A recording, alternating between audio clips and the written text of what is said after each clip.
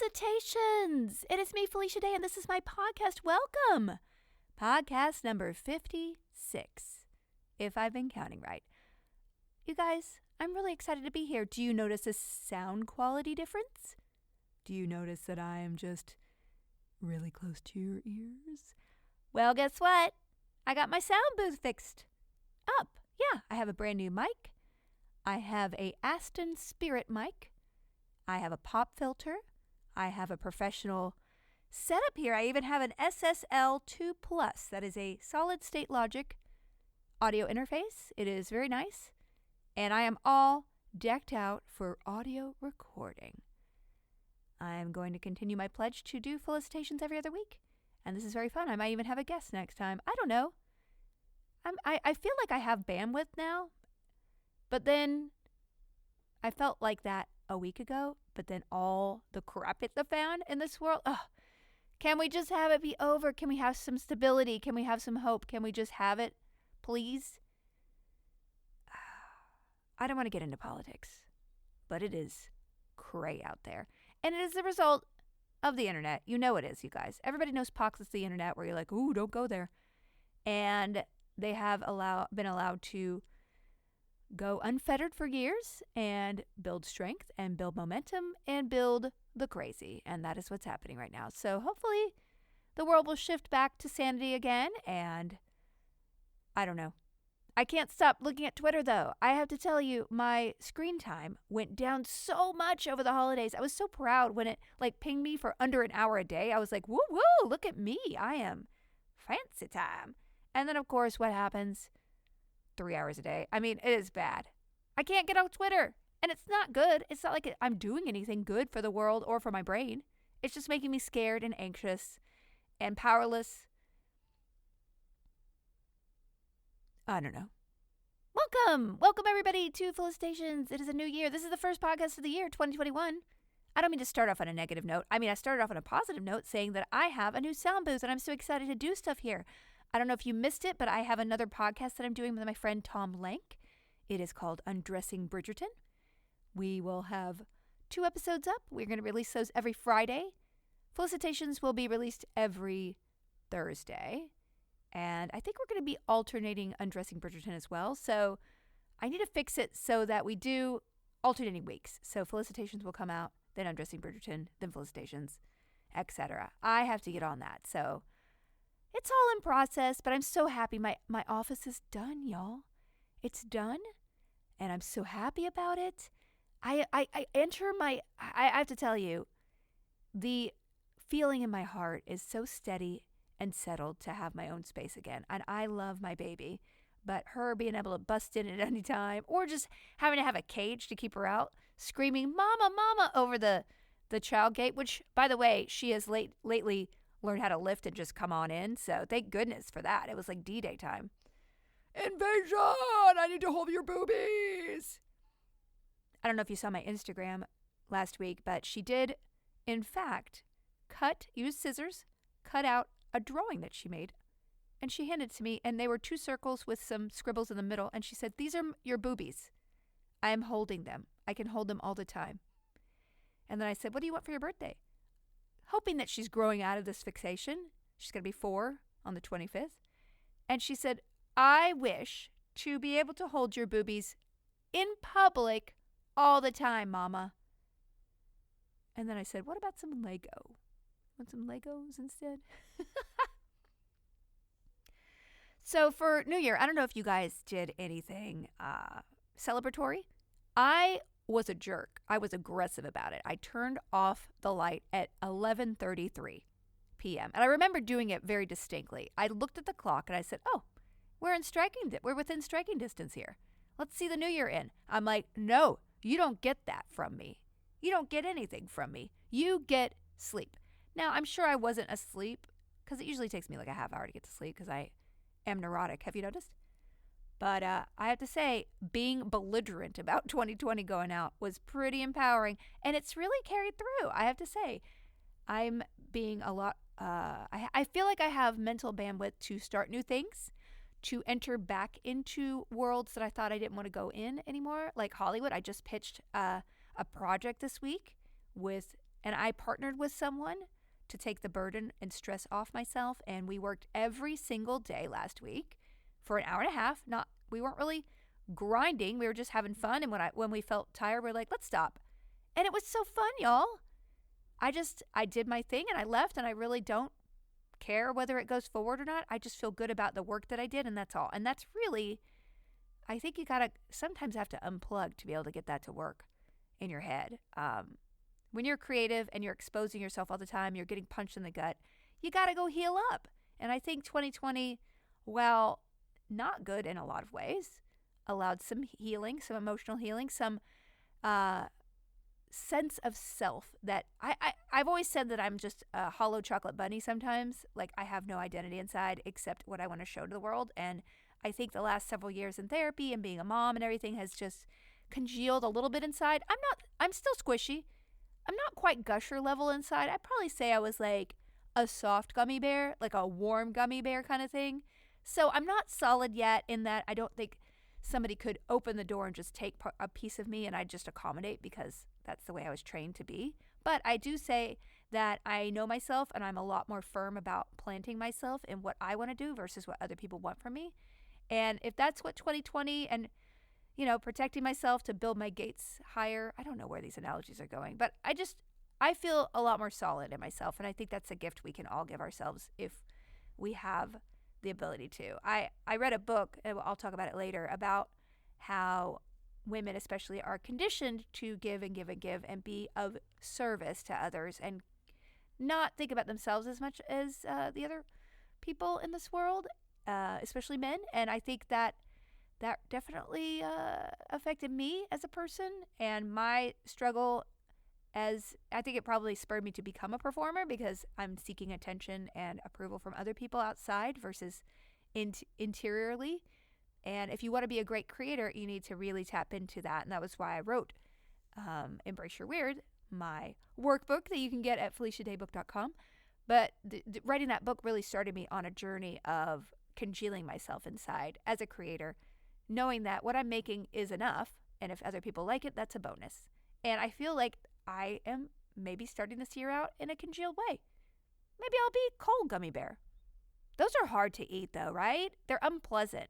I almost want to, like, if you have a low quality gummy bear, they're way too chewy and you're just like struggling with them. And I don't know, maybe microwaving could be it. Has anybody microwaved a gummy bear? Should I try that? Will it blow up? I don't think it's metal, right? Be quiet.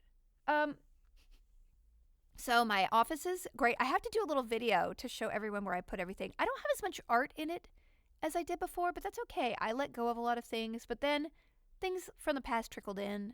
No awards. I didn't put awards up anymore because I don't want them there. I don't want the past achievements to be looming large over what I do in the future. I'm so happy doing what I'm doing, podcasting and streaming. I started a newsletter that I'll talk about later. I am writing on a semi-regular basis, and I feel like I'm excited to do it versus like, you should do this, Felicia. And so not entering 2021 with any particularly grand aspirations has really been great for me, because I did feel like there's a wide open field. I don't have things to achieve. I just have possibilities. And it's actually leading me to having more joy.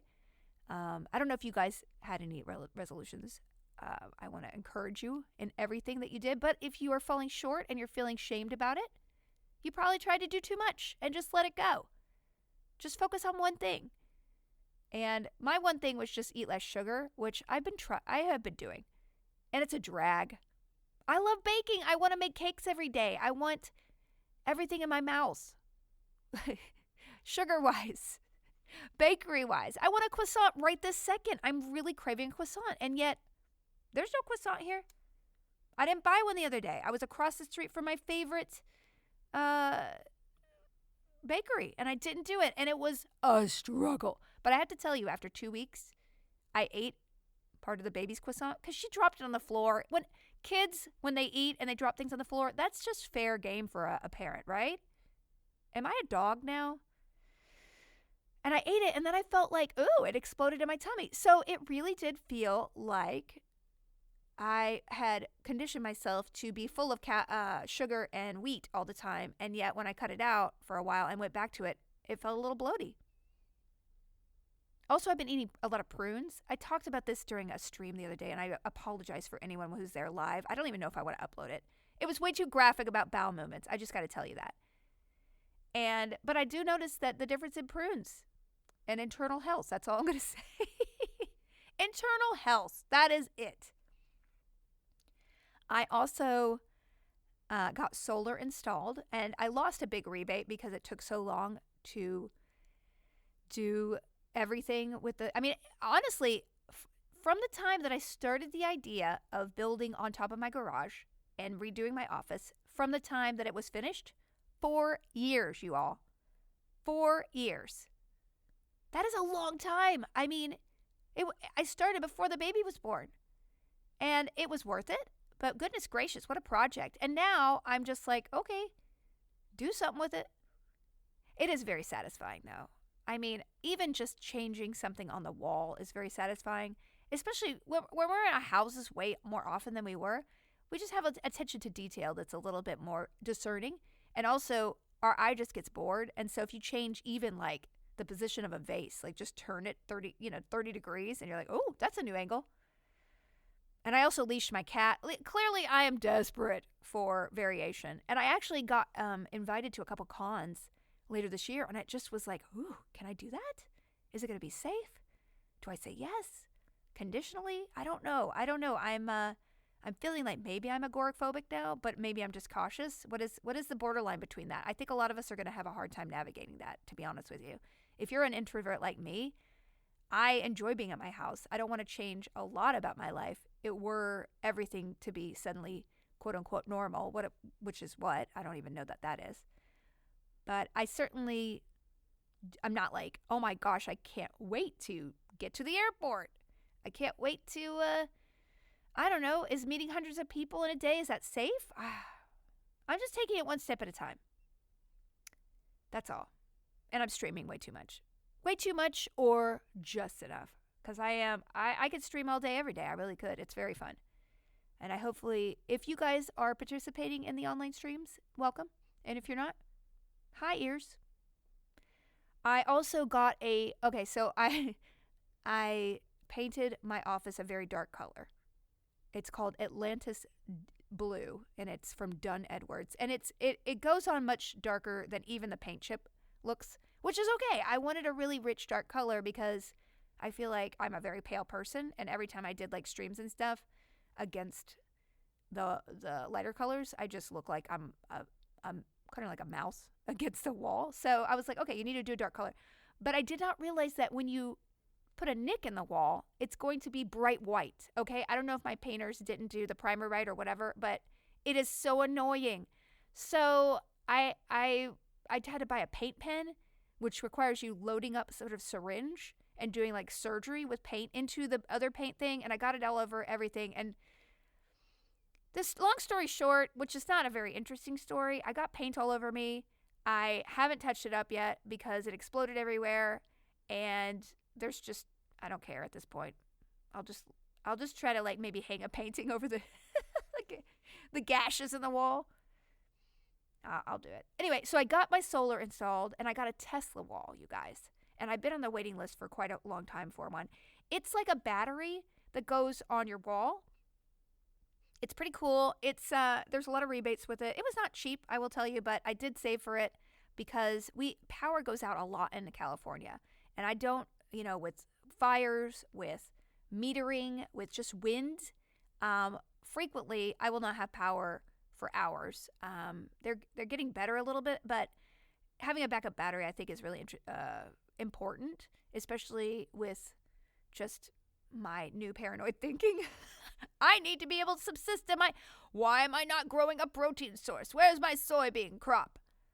Do I have a rifle in the back? I mean, I'm going to I would say that my dad is very much a survivalist dude. He has way too many plans for, if society were to collapse. I don't know if I'm getting there as I get older, but I did invest in some gold, just a little bit for Calliope. And I did get like a rain barrel Am I becoming a survivalist, or is it just, see, this is where this is where I don't understand this is my struggle. And I think it might be everybody's struggle. We don't know where something turns into something else, or it's like functional, right? So how am I functional in wanting to perform? Like, where is the line between me pleasing other people or me expressing myself in a way I feel comfortable?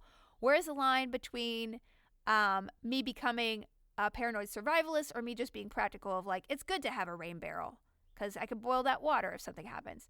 Where is the line between I love streaming and it's really fun and I am streaming too much to escape concentrating on other long-term goals, right? So it's like you have sort of a meter, right? You have, and you're trying to get that middle ground of anything. When do I let go of a writing project? When is it just okay to be like, I don't need to rewrite this anymore. This is as good as it's going to get. Let's let it out into the world. Where is that? Or it's like you're not working hard enough to make this better. So it's a constant struggle to figuring out where that middle ground is to be satisfied. And I don't know if I'm just incredibly self-conscious. I feel like other people who are more extroverted don't overthink it. They just go with their gut and they have an internal clock of like, and it might not be right. They might just be jerks, right? But they're able to operate without second guessing everything. That will never be me. I'm on SSRIs. I'm okay. I'm very balanced, I feel. I've been actually cutting down a little bit to sort of like see how it's working, and I have a lot more energy and I'm losing a little bit of weight and I'm feeling more creative and I feel like, oh, maybe this is the dose I need to be on. So anyway, I'm not like feeling neurotic about it. That pit at the top of my stomach that always used to plague me, it felt like I just had a pit. That's why all my acid reflux was happening, because I had stomach clenching 24/7. That doesn't happen anymore, except when I see my child about to fall off something.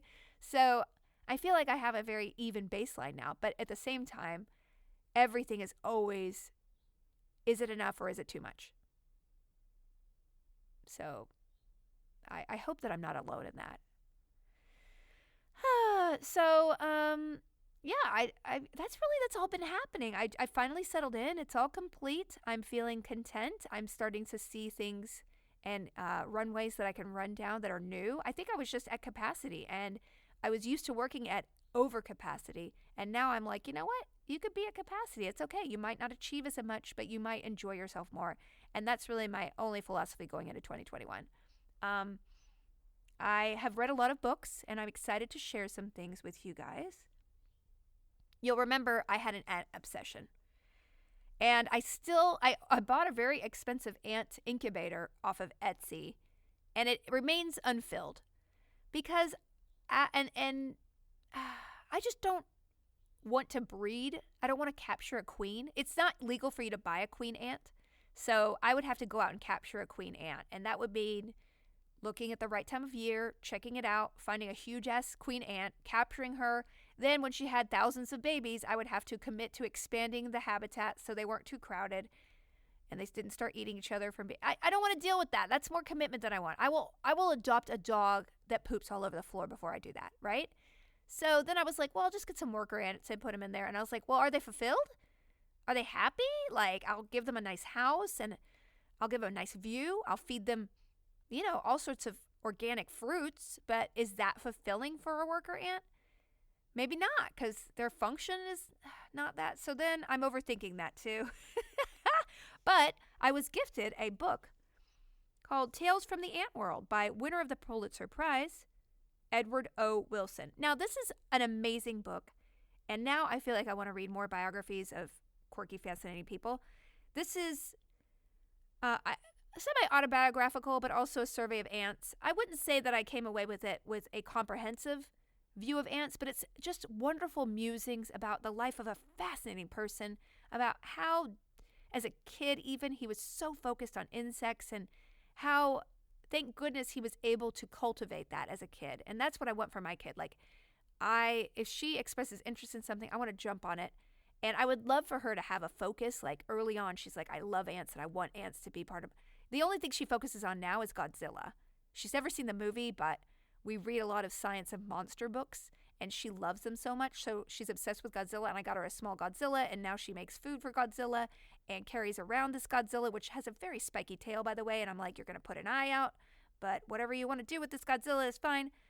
But so she might not be a kid that finds that focus and passion early on, but it was inspiring to read a book about a person who just so clearly knew what they wanted to do early on. It wasn't ants. He didn't decide on ants, but it was insects in general. And some of the fascinating things this person discovered, and then just learning about ants in general, which are fascinating. They're fascinating. So, and I can't impart all the wisdom that I did read in the book. It's just really good. I would recommend it. I would recommend just watching some videos on ants. They are fascinating. And he makes a good point. Like, if an alien came here and counted the number of animals and just kind of looked at really what enveloped the world, they would be like, oh, this world is ants. There's billions and trillions of ants. It's so many different kinds of ants, and it's just so wonderful. And it makes me wish that we had different kinds of people. You know, like all the different ants have their specialization, and they have this really fascinating differences in the way they behave with each other, with prey, all of it. It's so much bounty. And I'm like, God, why can't we have, this is why Star Trek is so satisfying. We can have vaguely humanoid people with, tentacles on their heads and pointy ears. And why don't we have this? Because we haven't been isolated from each other enough to evolve in different ways, I assume, so that if we were to go to different planets, right, eventually over millions of years, we would probably evolve to be completely different from each other without, with having the same ancestry. That gives you some thought, right?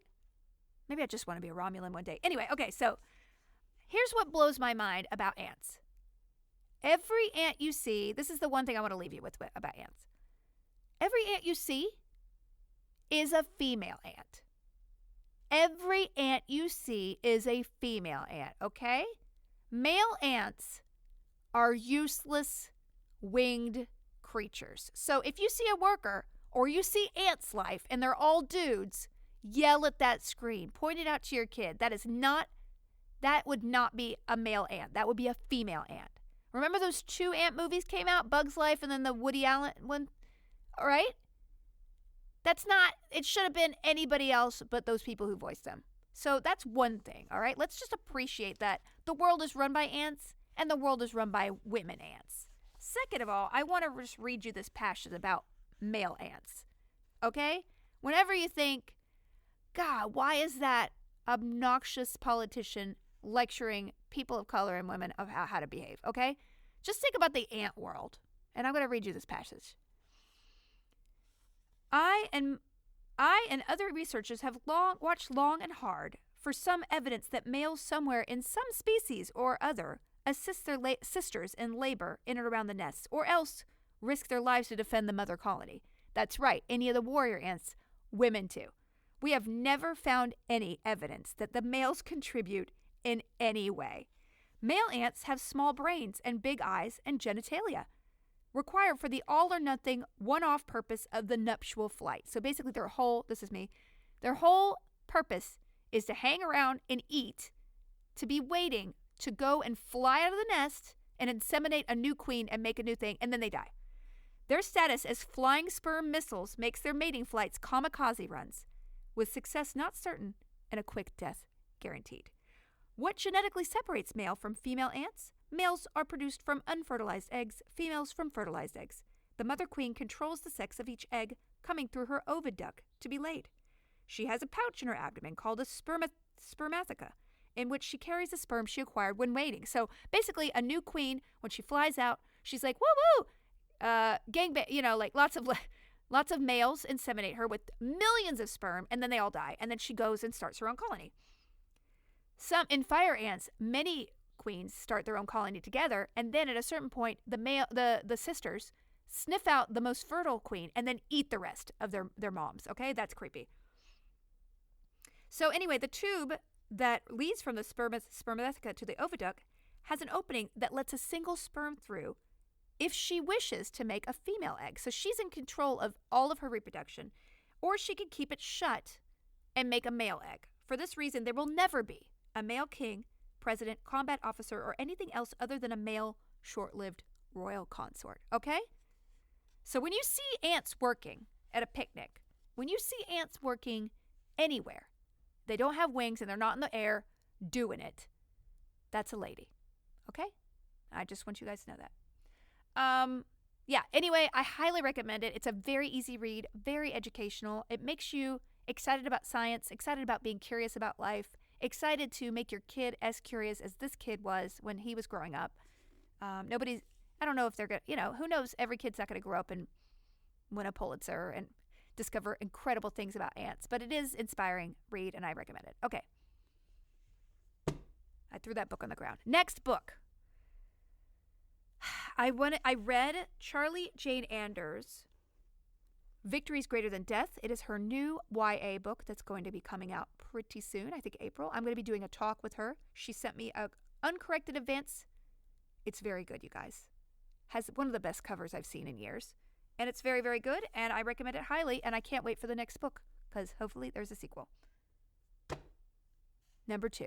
Number 3, I did read a lot of books, guys. And by the way, my resolve this year is to read all physical books. A, because I don't want to buy from Amazon anymore. The indie book places, if I'm buying new books, I'm buying them from Powell's or indie booksellers, whatever. I am not buying any more books from Amazon. That is my vow for 2021. I can't say no Amazon going forward because they frankly have better choices than all the other places that I could drive to. I tried, but honestly, sometimes I need a lavender wig in 24 hours, okay? I try my very best. I want to diversify my spending, and especially for books, I cannot let bookstores go out of town or toy stores go out of business because I'm too lazy to drive. Now let's talk. I got a Christmas gift from a friend of mine, and she said, I know this is a weird book to be giving you, but a friend of mine told me that as mothers of daughters, we have to read it. And one day we'll need to give it to our daughters. And I said, okay. And so I got Peggy Orenstein, Girls and Sex, Navigating the Complicated New Landscape. This book, I recommend it to any parent. I recommend it to any parent of a girl, but any parent in general. I think that fathers and fathers of, or mothers and fathers of boys could definitely read this and take things away from it about educating your kids about sex. I didn't turn off the AC. One second. My beautiful sound is being interrupted by... Okay, great. I'm back. So I would recommend this to any parent, any woman, because actually I learned a lot here. I learned a lot about how young people think about sex and what teenage girls especially encounter when they are faced with the world out there in a sexual way. And you guys know me. I do not dress sexy. I do not talk about sex. It is not my favorite. It is a private thing. I'm very private about some things in my life, although if you heard that stream the other day, I was oversharing a little bit. But anyway, I will say that it's not something that I ever thought that I have a 4-year-old. But when you have a kid, you realize cues about their sexuality and gender, because gender and sexuality are intertwined in this society so much. And that's why I think a lot of people have a hard time accepting themselves for who they are and their kids for who they are. Gender, separating those two is really important in your mind, but also thinking about how your kid is being conditioned to look at the opposite sex without sex within it, because they're small kids, but they are being conditioned from a very young age to act in a certain manner. So when they do enter a sexualized world, they adopt a stance and accept things in a way that's very easy because that's the way they've been taught that they should be. So we lay the groundwork for sexuality and sex from birth with kids by emphasizing gender, by all these things. Now, I'm not a expert on this, so I urge you to read the book. But I do want to highlight a couple passages that really impacted me in a way. First of all, of course, as an old person, I'm like, this hookup culture, this is terrifying. And a lot of this book is about trigger warning. It's about assault. It's about consent. It's about how to teach kids to perhaps avoid situations, but also why they get into situations that they later regret. And how do we teach our kids to enter this world, especially girls, to enter their sexual world in a way that makes them feel like they don't have regrets? And how do they react in the moment where they get pressured, where they're in a situation where they're intoxicated, etc. So it really, and at the end of the day, this is a really interesting quote that kind of encapsulated this whole book to me. That she interviews lots of girls, and this girl, she gazes down at her.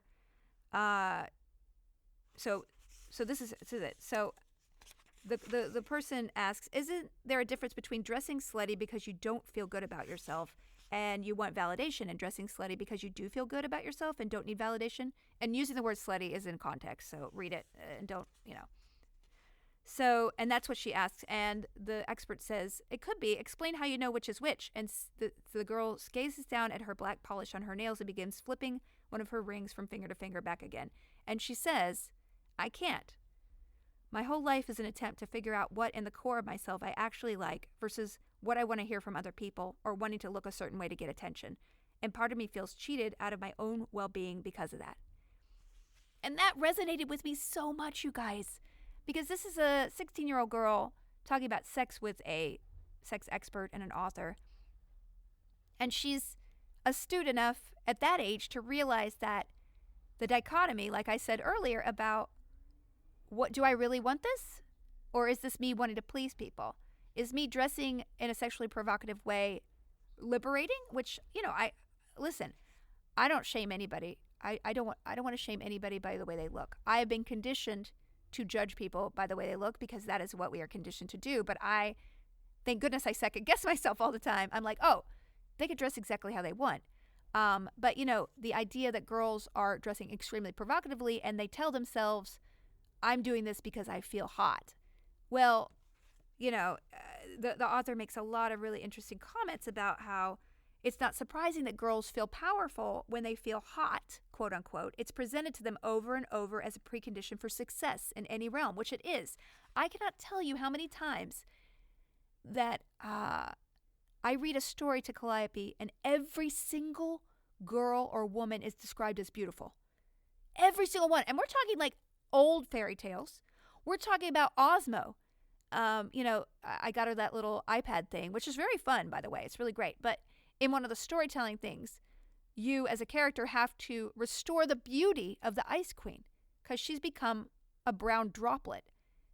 And I'm like, well, why do we have to restore her beauty? Because her self-worth is all based on getting her that beauty back. And, most of the things in Osmos are wonderful, but I was like, why do I constantly have to teach my kid through the stories that I read her or edit them as I teach her that beautiful is the most important thing? If I had a little boy, and I was reading him these stories, he would be conditioned to think of girls as prizes. Girls are to be rescued.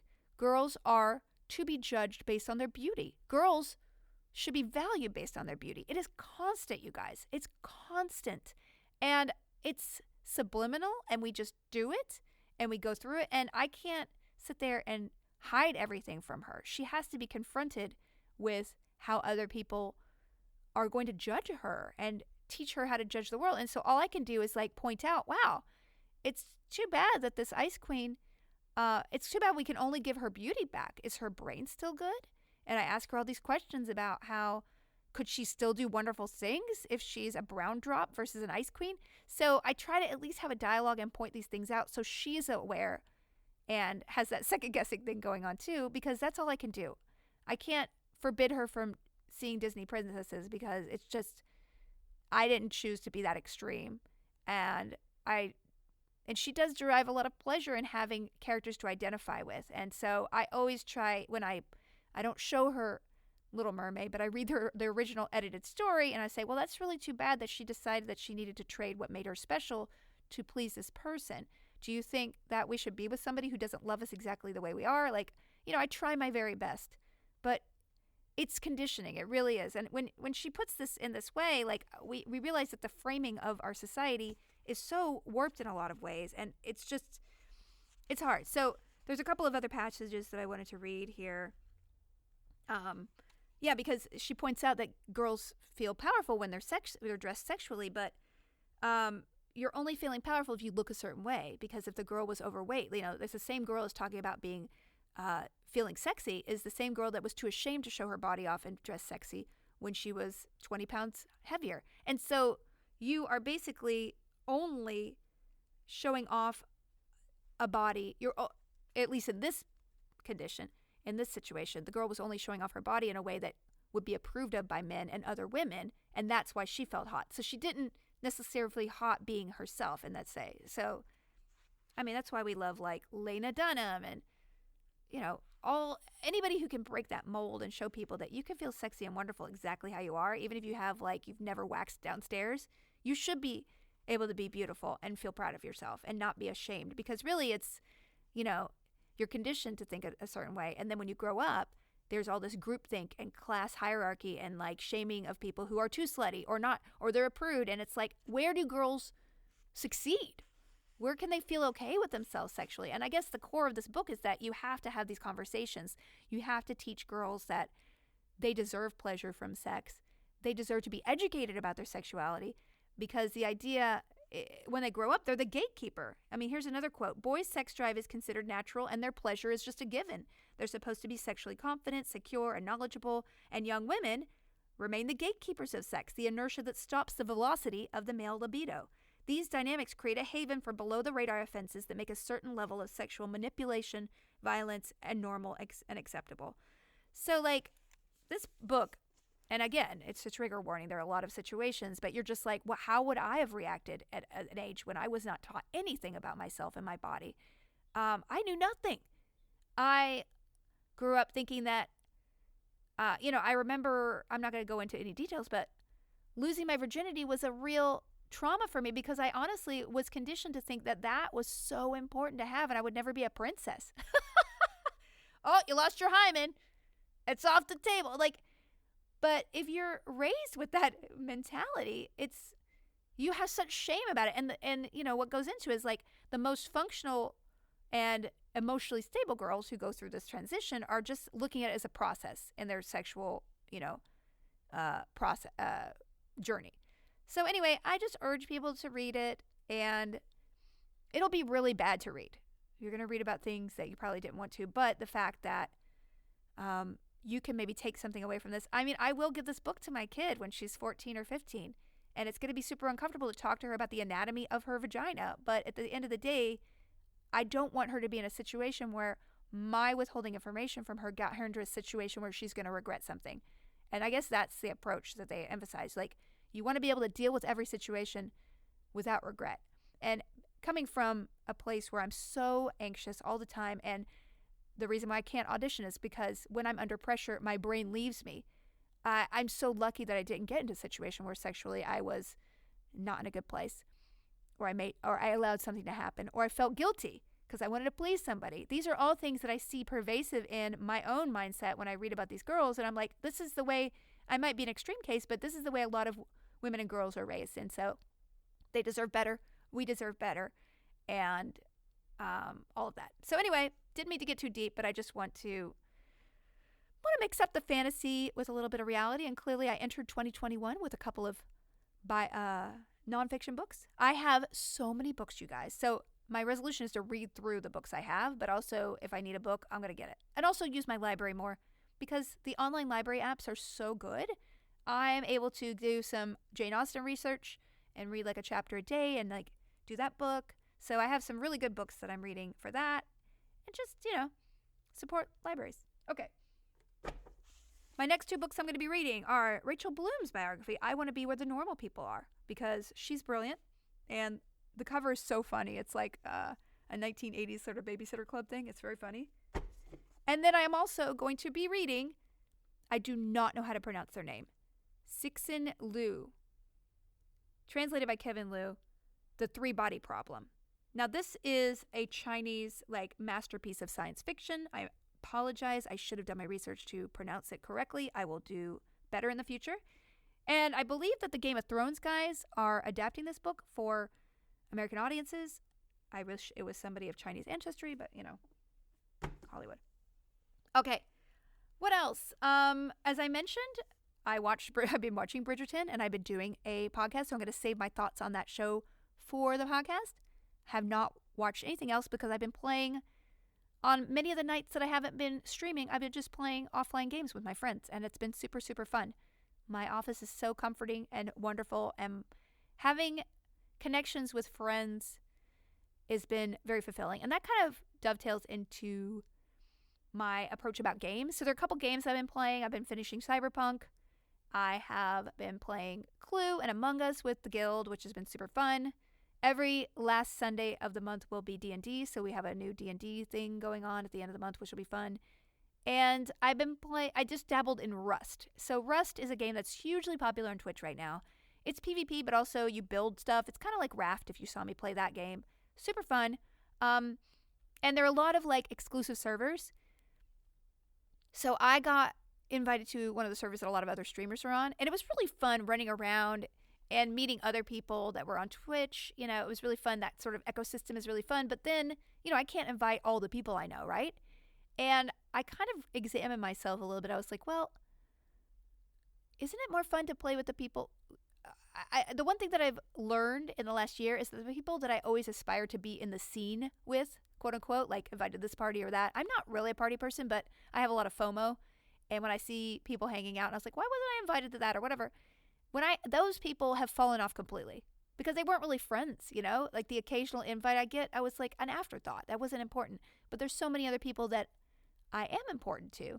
And we could make our own community outside of that. So why am I trying to beat the door down to get into a community of people and having to leave other people behind? So long story short, I decided to start my own Rust server and play. I might play in the other server as well because it was fun, like connecting with new people who are streamers, but I don't want to leave my friend. I don't want to be the person who leaves my own party to go to a fancy party again. I did that at Comic-Con one year and I felt awful. And I was like, I don't want to.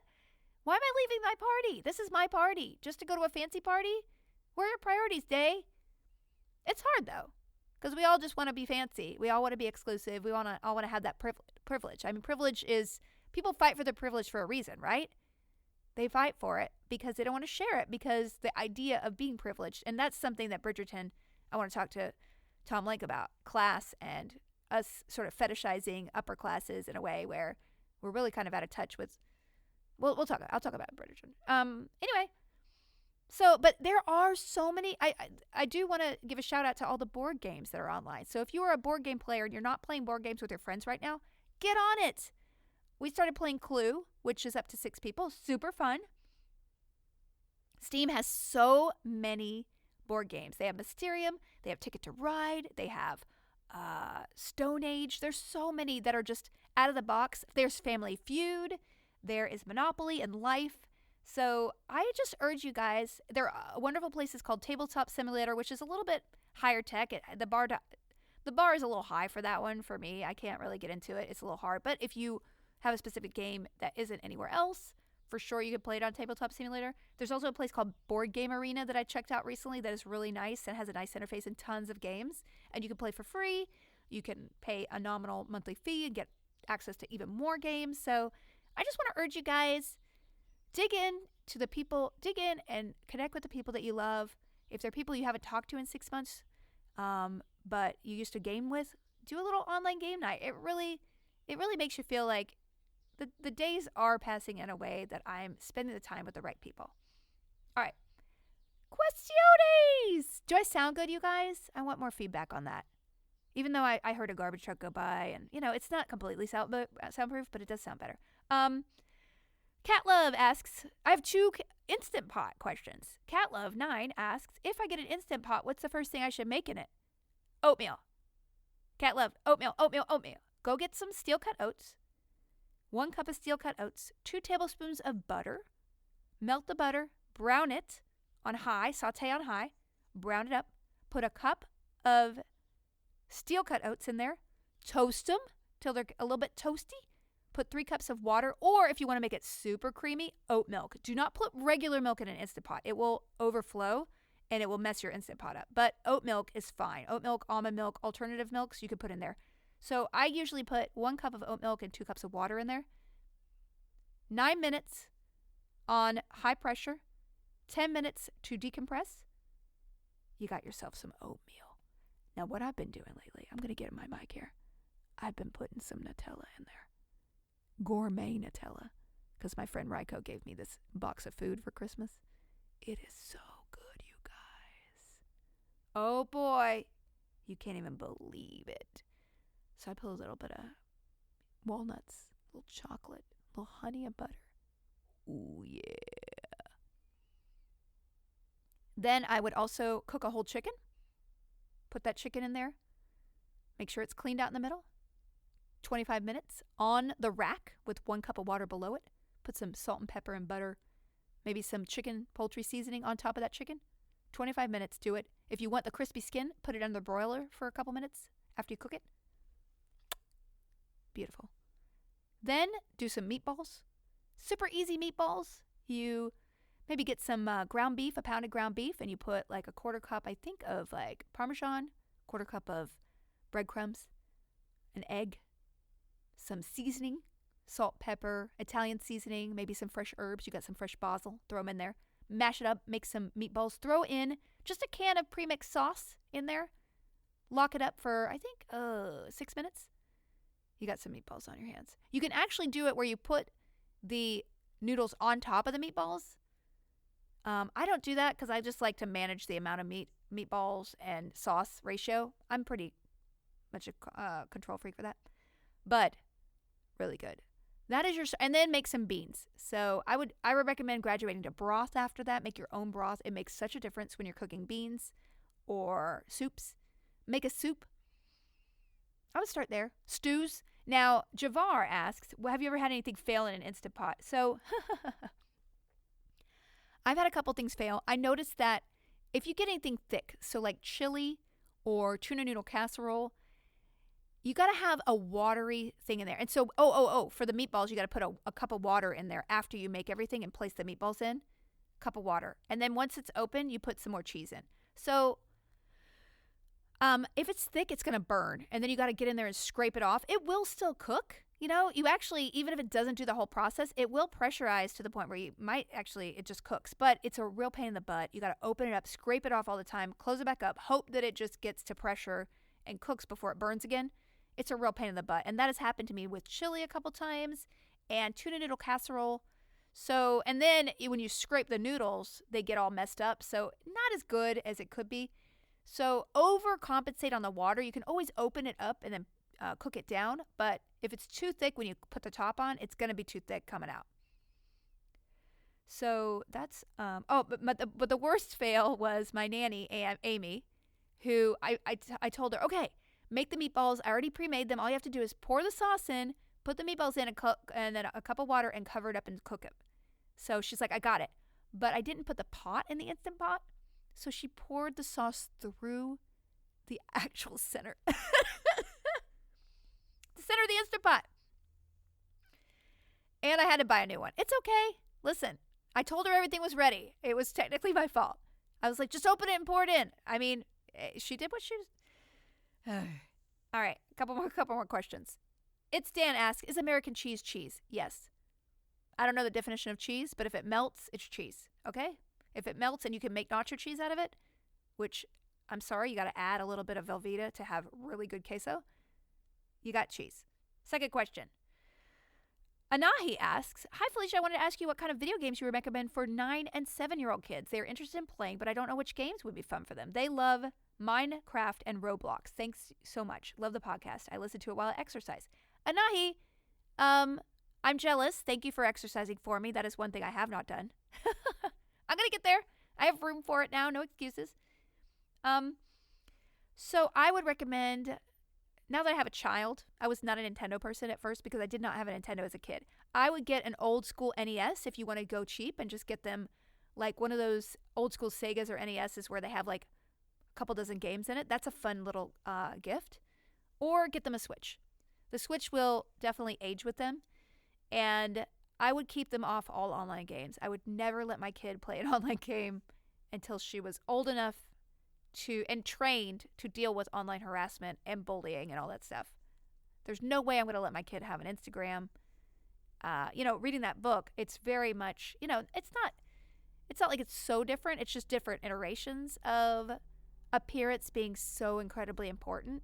But like having people bully people online for what they look like and having having her feel like I only have one angle that I can show because that's the only angle that's pretty, quote unquote, it just breaks my heart. So I would keep your kids offline. Give them a Minecraft realm if they want to do Minecraft. I think Minecraft, that's building. My kid is so obsessed with Lego right now. And I think we'll start Minecraft maybe when she's 5 years old.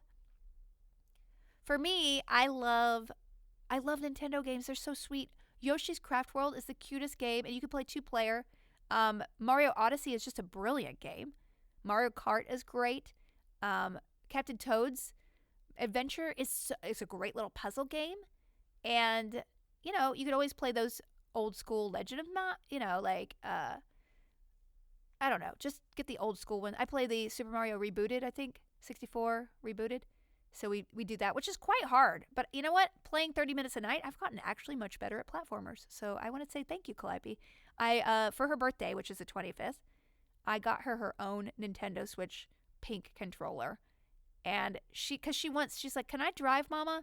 And she doesn't really know how to do it, but I'm like, you're never going to learn unless you start practicing. So I was like, when you're 4 years old, you can play with me a little bit.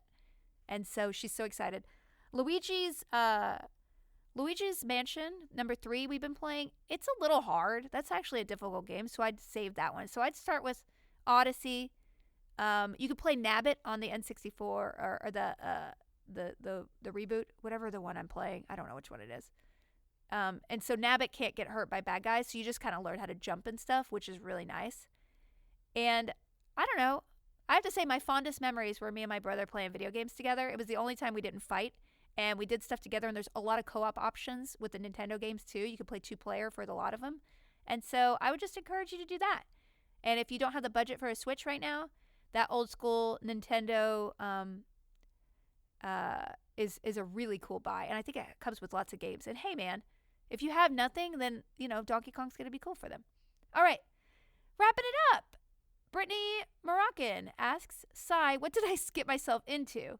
This was in response to you posting about a newsletter. Okay, so I have a newsletter, you guys. It's tinyletter.com/FeliciaDay. I'm going to be doing that alternating with the podcast here. So this will be bi-weekly. Every other week, you'll get a newsletter. It will have my streaming. It'll have a little essay, some thoughts and musings from me, and then it will follow with some links that I enjoyed, kind of like Trio Mio, and then it will have my schedule at the bottom and anything that I have coming out. So I'm really excited about it. I picked up TikTok. It's not my game. Hank Green is brilliant at it, but it's just not. I feel like I love writing, and I think encouraging myself to write is going to be great. There's only 5,000 people who can be on the newsletter, so if you want to subscribe, we're at 4,000 now, I think. So if you want to get in on that, I'm not going to pay for the newsletter until I do it for a while, so I'm going to cap it out at 5,000.